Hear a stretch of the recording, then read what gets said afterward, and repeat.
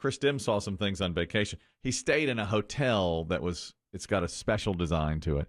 And then last time Biggie was on vacation, he stopped at a Bucky's. And there's a story about Bucky's today. Biggie had to gather a lot more audio. He wasn't happy about it. Well, he was not happy. When was the last time Biggie was happy? I'm not happy about that. I tried to go for a funny. He tried to go for a funny. And somebody wasn't in a mood, wasn't feeling it. It didn't land. It didn't land. I called him. I said, we got a ton of audio here. He goes, Extra. Great. Okay. He tried. It was for fun. Biggie said he'd go for joke. He'd go for joke. Mm-hmm. It didn't land for me. It didn't land. But there's two things. Chris Demm went out to San Francisco. All right, wine country. His friend West Coast Bob, who used to live on the East Coast and is moving back in 3 months, 4 months. He's got to change his name. Yeah. I know, but West Coast Bob has such flair. It does. It's nice. But first of all, talk about design. This just blew my mind. They're moving back. They bought a house. They're living in California now. They bought a house in Virginia that they have never set foot in. Correct. Their realtor walked through it live, with a video tour. And then once they, I guess, maybe put in an offer, Bob's brother, who lives in Virginia, and his sister-in-law also did a drive-through to the neighborhood so you can kind of see what you're entering. And they did a walkthrough of the house. And they bought it. Now, I don't know about that. I don't know if I'd be comfortable doing that. But Chris Demm says West Coast Bob's wife, who's remarkably young, says... And remarkably tech-savvy. Tech-savvy. Not only have they done the walkthrough and seen it, there's now some device that's allowed her to decorate it. Yeah, what you do is she has a program. If Biggie's right, if you've seen it on if you watch a lot of HGTV, it's the same thing. But you upload every dimension of every room in your house, and she did that, and then so it's virtual, like a 3D model online, and she's already decorated the house. Isn't that crazy that you can do This goes here, this goes there. The technology, it was either Dave or Biggie did something that you often do. I had a story about HGTV. They're selling that Brady Bunch house again. And I think it was Dave. I had it on page 1. I had it for A block. And somebody said on TV, that Brady Bunch house is up for sale. And Dave goes, who gives a flying F? Who gives a hot crap about that? And so I quietly erased it from Fluff hole news. Fluff hole. That's fluff hole. That's down the fluff hole there. Yeah. Well, I'm glad my spirit was here. Yeah, it was. I had it as A block because HGTV redid it. They spent like $2.5 million redoing the actual house, and now they're selling it for $5.5 million. But was that pre-pandemic when Yep. the actors went back in? Yeah, that's right. It was 18 or 19. Bought it, redid it. The actors went through it. HGTV has owned it since then. And Can't unload it. You know who wants it or did at the time was Lance Bass. Remember that? Oh yeah, Did he host it? He Was he an wanted in-syncer? He got into a bidding war. Yeah, they bought it. They bought it and redid it, and they spent $2.5 million on it. Now they're selling for $5.5 million, and it hasn't sold yet. They just put it up for sale, but you could literally live in the Brady Bunch house. 3 bedrooms, 2 baths. Yeah, they did. Yeah, it's exact. Because remember, HGTV redid it to exactly what it looked like on the inside, even though it was just a shell of a house. They did it. It looked exactly like that house. Yeah. A lot of bunk beds, a Jack and Jill bathroom. Yeah, you get some bunk beds. There's no use. It's all 70s. It's not usable. Decor. I mean, it looks exactly like it did on the Dad's show. den. Dad's den. I like that den. I guess you can move to the attic like Greg. Yeah, you could. That den was nice. He had to come back downstairs to pee. And Alice had to go to the garage. She didn't have a bathroom. That's true. Either that or use the washroom sink. Yeah, the laundry sink. The laundry room. She had to go to the laundry room. Hoist herself up on the dryer to pee. They have a dining table that they never used. Yeah, I feel like they did. Eating in the kitchen. No, they did because once in a while they'd eat out of the dining room. Okay. It was a living room, dining room combo. That's ahead of its time. It's an open floor plan. Yeah, very ahead. That's who did. Mike Brady did that. Mike Brady designed that whole Brady and Co. Architects. That's right. Everything he designed looked like that. Mike. If you remember the movie. Now we'll have here is a floating staircase. Remember he built the gas station and it was that same A-frame? Exactly right. Yes, that's right. So this goes along with our design segment that Chris Demm stayed. He just told us he stayed in a hotel that was built into the airport in San Francisco. Nice. That's a cool idea. It's a brilliant idea. Yeah. And I'm not sure how long it's been open. It's a Hyatt property, and when you check in, you're right there. You take all the roads to the airport. It's like Terminal A, Terminal B, and then hotels right there. Unbelievable. And I was worried, it's going to be a little bit noisy, but when we got in the room, you couldn't hear any noise. You couldn't hear planes. You couldn't hear cars. The next morning, we got up real early to catch our flight back east, and we're waiting for the elevators. And there's a distinguished-looking man in flip-flops, blue jeans, golf shirt, vest. And we're just I'm outgoing guy. I said, good morning. Yes. And he said, good morning. And then a moment passed, and he said, can I ask you a question? I'm like, yeah, I'm one of the two guys named Craig. Right, that's exactly what I would have said. Of course. I was like, no photos this early. I'm sorry. I just can't do I'm it. not at my best. I'm with my wife. Please don't bother me. I'm with my wife. And he said, how did you hear about this hotel? And I said, we have friends who live in Marin County, and they highly recommend it. And he said, that's good to hear. I built it. It's the architect of the hotel. He built built the hotel. And I said, well, I got to tell you, it's a masterpiece. Because I said, we couldn't hear any noise. He said, every single room in the hotel, and it's big. I think the tower goes up maybe 12, 13 stories. He said, there's not a single common wall in the entire building. How do they do that? Everything is encapsulated, and the glass is so thick that you can't hear And anything. he couldn't hear all the stuff, the terminal announcements and all that stuff. That's pretty you can't hear anything. That's amazing. And Chris Demm says when they came around the corner, everybody's like, oh, he's here. Which, again, I would have said, Oh, my God. yes. Guys. I'm one of the Chris's. No, they were all glad-handing Mr. Designer. Oh, yeah. And there you Mr. are. Builder. There you are. Just waiting. He couldn't get out. He had to shake everybody's hand. Do you know that this is about our design? This is a design segment. Yeah. Okay. You're talking about not hearing things. Two things happened. I was at an event on Friday. They had their first ever, it's called the Pit Stop here close to us in Lexington. And they had, AC/DC cover band. It was a really good turnout. It was the only really good day weather-wise. It's like a bar and grill. No. It was it was an event called the Pit Stop because they had a ton of NASCAR stuff there. Oh, cool. And and all like a lot of local. And they had, it was on a stage. We've been there before on that open field. Oh, okay, gotcha. It was really, really nice. But two things happened involving design that just triggered my memory. One of them, we have our prize wheel that is spun, and It's a classic. of course. And a guy comes up to spin it, and he goes, I got a 50-50 shot at this. Well, really, the win columns are very, very small. So I said, You can win, but it's challenging. right, of course. I mean, you win every once in a while. He goes, I got a 50-50 shot at it. And I said, well, I wouldn't say that. And he said, well, I either will or I won't. 50-50. I either will win or I won't win. And then I said, I've counted before, and I said, actually, you have a 7.6% chance of winning, which is true. Wow. Thanks, young Sheldon. I've counted every single peg on that wheel and how many wins there are. And I said, God, that's depressing. No sex for you. Each participant, each wheel spinner has a 7.6 chance of winning the T-shirt that we have on the other end. And then on the other side of this is what made me remember that. You wanted to comment on the wheel? Well, yeah, I just don't know what's more sad, that he doesn't know fractions and percentages, or that you know him that well. I counted one day exactly how many slots are on the wheel, and then I know we've all had those slow days. And nobody shows up. It happens. I did the math in my head. Of course. Everyone that spins it has a 7.6% chance of winning whatever's on the table. But he also clearly can't do math. He said 50-50. 50-50 here. I either will or I won't. I said, no, sir. It's 7.6% chance of winning. And then here's another, when you said you couldn't hear anything in the hotel, we have an issue here once in a while. I'm out, or one of us would be out on location, broadcasting live, and you phone back into the studio. You've got your headphones on and your microphone and everything. And then there's someone in here that says, okay, go ahead. Turned you on. You're on. The way it's been for decades. Of course, you're live. Well, sometimes, you either hear blaring music or you can't hear that person or anything. Well, for the first time ever, this is what happened. I could hear him exactly. He's like, okay, ready for your to do your piece. And Stand by. All right, stand by. Go in 3, 2, 1, and then you do it. Well, for the first time ever, as I was doing, I had the headphones on. I'm out there. Hey, we're here at the pit stop. And so I can hear him in the room, and he belched so loudly. My God. He was like, Could you smell it right through the microphone? What is that, Doctor? Oh, Jesus. Look, this is rock and roll, man. This is rock and roll.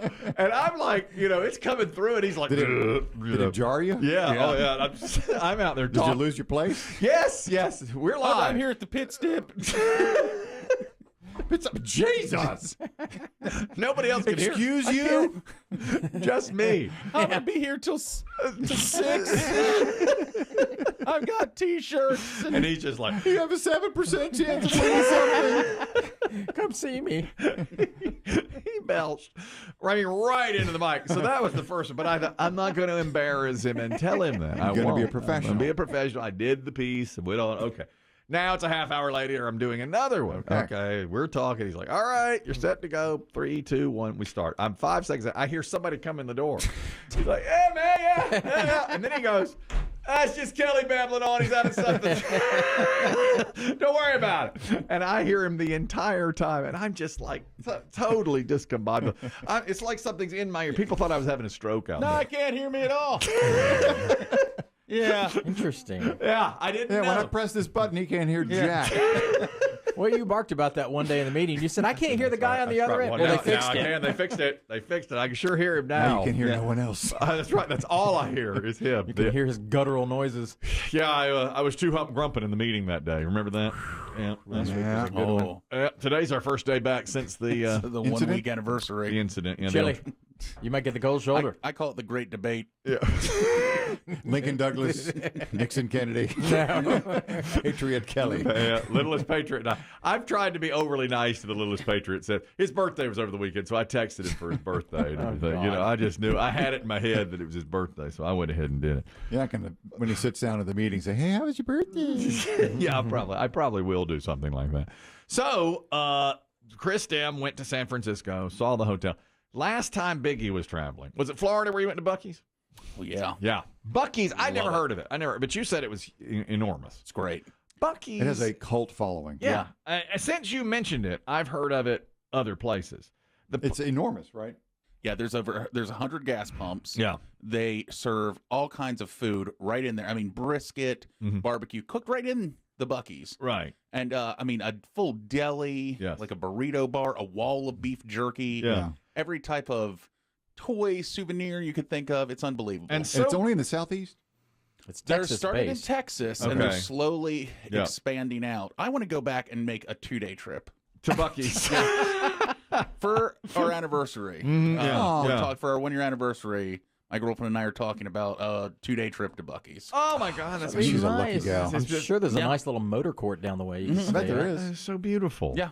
Well, the Bucky's, you said it's so big you could literally lose your car. It's like a Walmart parking lot. Oh, yeah. It's enormous like that. It's a convenience store, but it's so much It's more than so that. much more. Well, this is Texas City, Texas, and here's what happened at a Bucky's, a 23-minute traffic stop in a Bucky's parking lot. Okay, and it's going viral now. It's being debated. This happened about a month ago. A guy named Scott Harrell, he's the officer in question here, and he makes a stop in the Bucky's parking lot because somebody in the Bucky's parking lot is driving. I think he said he was going too quickly. Going too fast. Yeah, driving pumps. recklessly. Exactly. But this is the man who got ticketed, and right off the bat, he says, here's the thing. You can't ticket me in a Bucky's. You have no jurisdiction here. This is what he said to the news. Everyone knows you cannot write tickets for traffic infractions on a private parking lot. Ooh. And the news reporter said he's right. In Texas, that doesn't seem right to me. Does it? Well, I feel like I had heard that before. I guess don't depending know on about that. I It's was- got to be well, depending on the what's the state. speed limit? Well, I don't know. There's the I mean, nothing's posted. Right. Like, but if you ram into somebody else's car, or you're driving, like you're doing donuts out there in a private parking lot, yeah, don't they get could you. come Yeah. for that. I always heard too, like if you got in a bump up, like if you backed into somebody's car by accident in a parking lot, Yeah. that like the cops can't come deal with that because it's on a private lot. I don't know about I'm that. not sure of that. I don't know. This will have to go to our attorney's office. Yeah, I'm almost thinking we should call her during the break and get her comments on this because this is really blown up. Because he says you can't do jack because I'm in a Bucky's and you can't do that. Well, Bucky law. now we have You got no jurisdiction. got there, no copper. jurisdiction. Does in that giant beaver come out there and mediate? Say something. Slow down, mister.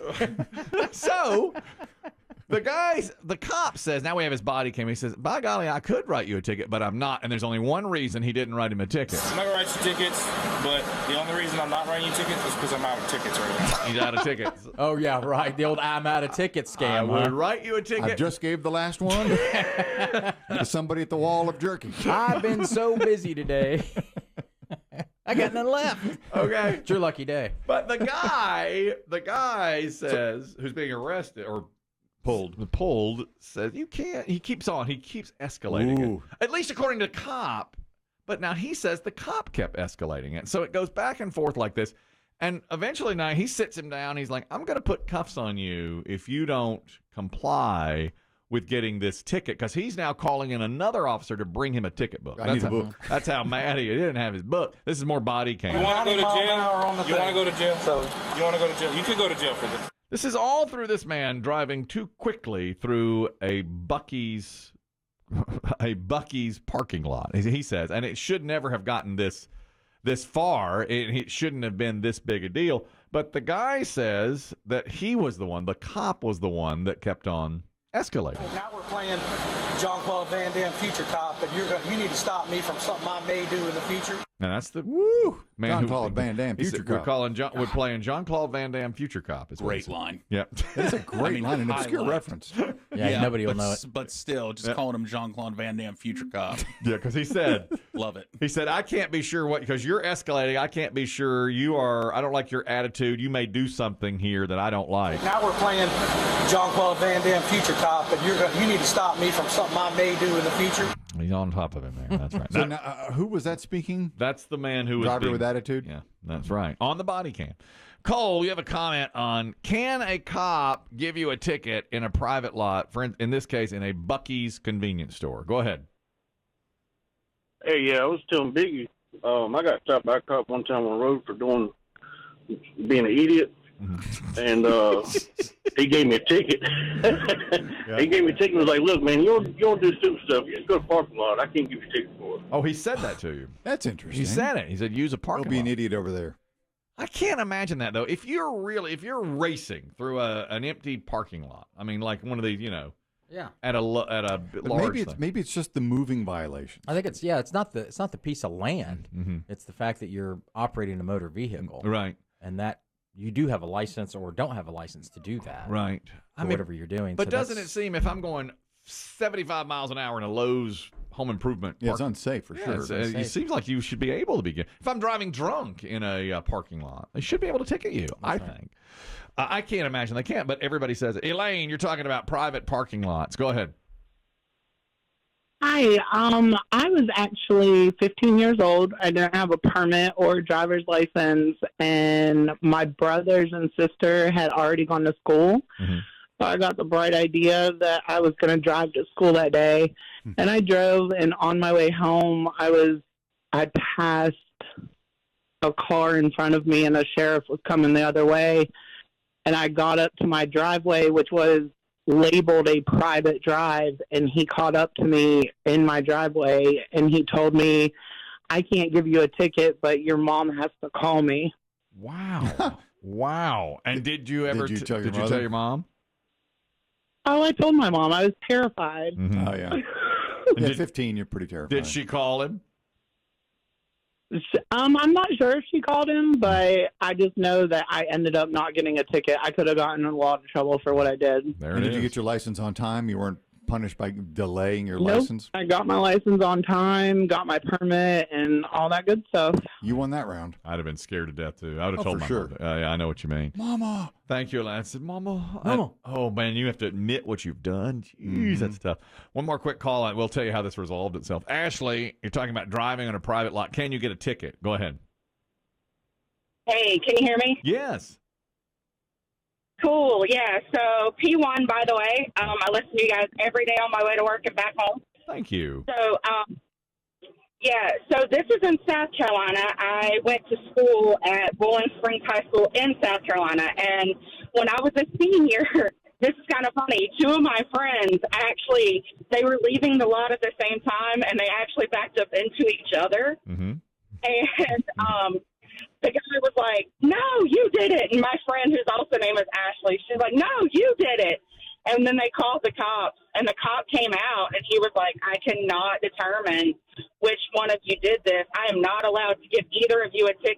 private property in the high school. Man, How about that? I'm stunned. I'm really surprised by this, you know, because you always Coach Hatcher, when he was giving us driver's ed, he would say. Yeah, I know. Thank you, Ashley. That's North Carolina Thank you, education Ashley. system. Thank you, Mr. Fudd did the same thing. Mr. Fudd did it. Coach Hatcher said. Yeah. Coach Hatcher said, if you back up and down your driveway, It's illegal. It's illegal. That's Yeah. what he made me believe. Maybe he that. was just trying to scare you straight. I bet he was. That blown up pumpkin head that said, "This is your head." I cannot.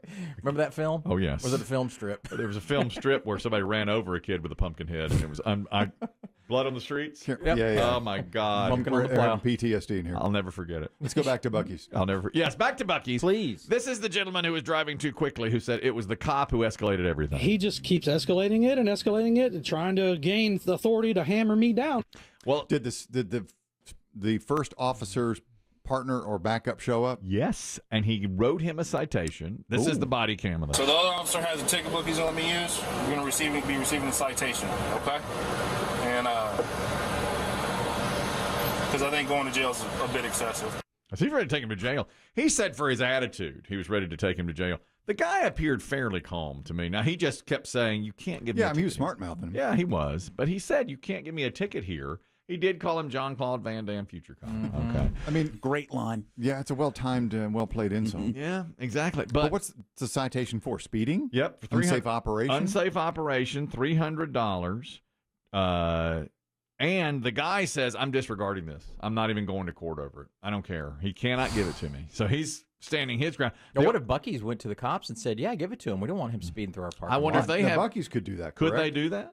I don't know. I think the cop did what he was supposed to do. But I do too. But I think if they went and asked Bucky's and he said, "Look, I've got him clocked here at doing 45 through your parking lot," they're going to say, "Well, then do something about it." I'm not sure if the cop can do it no matter what, because like our previous caller said, they backed into each other. Please make a ruling. I can't. You know, they've asked for help. They That's can't. the old peanut butter and my chocolate thing. That's the old, you can't determine. Nice Dave Aiken dating game reference early.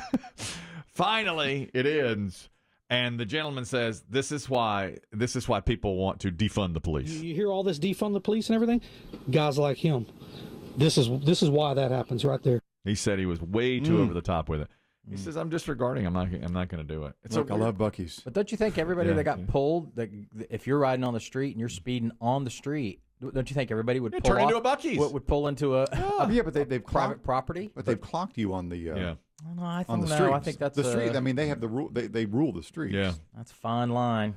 John, you're a police officer. You have a comment on this. Go ahead.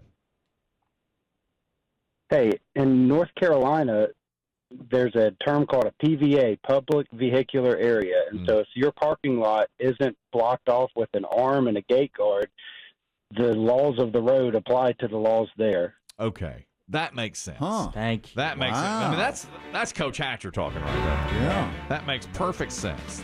Thank you, John. Appreciate it.